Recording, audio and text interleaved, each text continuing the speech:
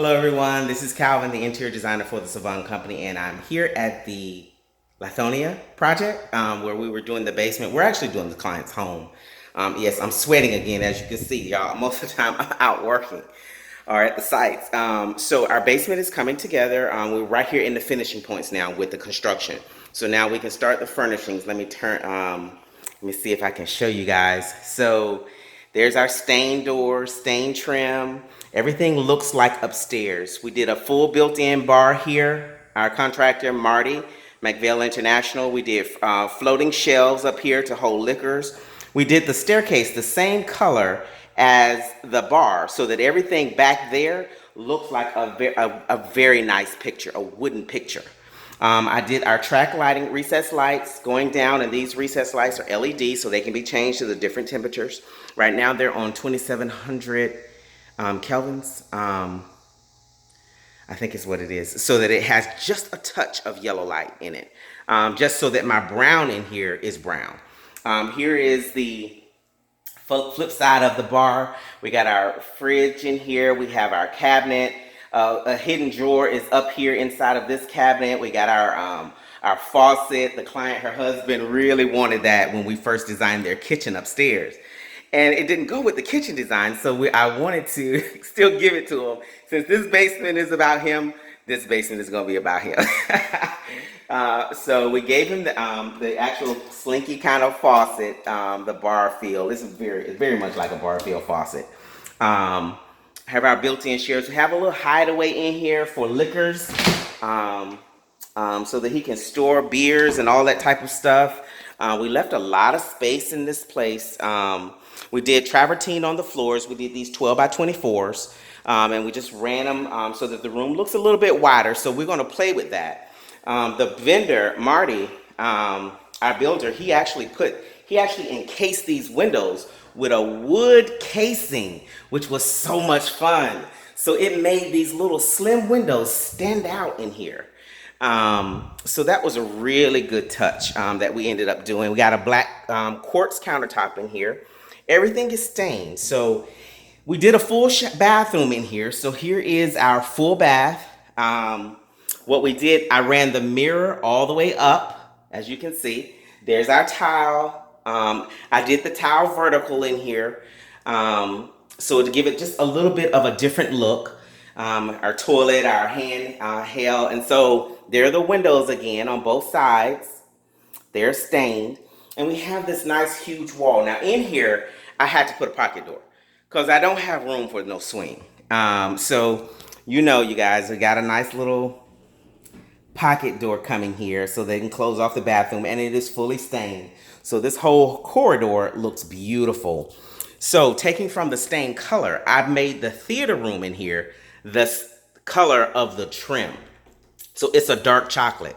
So you have dark chocolate on the walls, and you have a chocolate carpet in here. Now let me tell you guys, these sconces, check out these sconces. They are phenomenal. They're actually outdoors. They got bubble glass in them.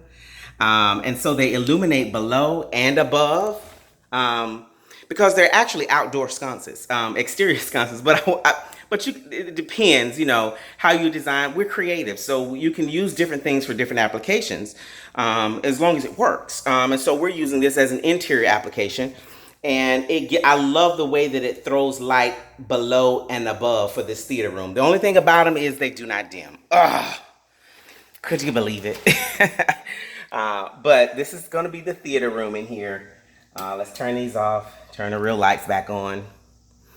The room, this is 2 levels, 1 level down. This is the first level is up here, second level is right there, and the third level, which is where all the components will sit. The trim is the same.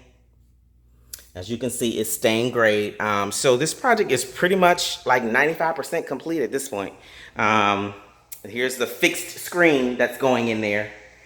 And so we also encased all the doors with this beautiful woodwork. And now this woodwork mimics what's upstairs in the house originally.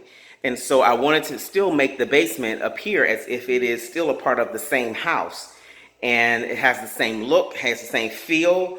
So it doesn't look like it's brand new. It looks like it was done with the house upstairs, which is always key when I do basements. I like to make it look like this wasn't brand new. This wasn't an add-on, an addition. This was done when the house was built. I do like to do that. Now, where we change it up is when we come in with our furnishings and accessories and all of that type of stuff. And that's how we give it a little bit more of a different personal look from then upstairs to downstairs.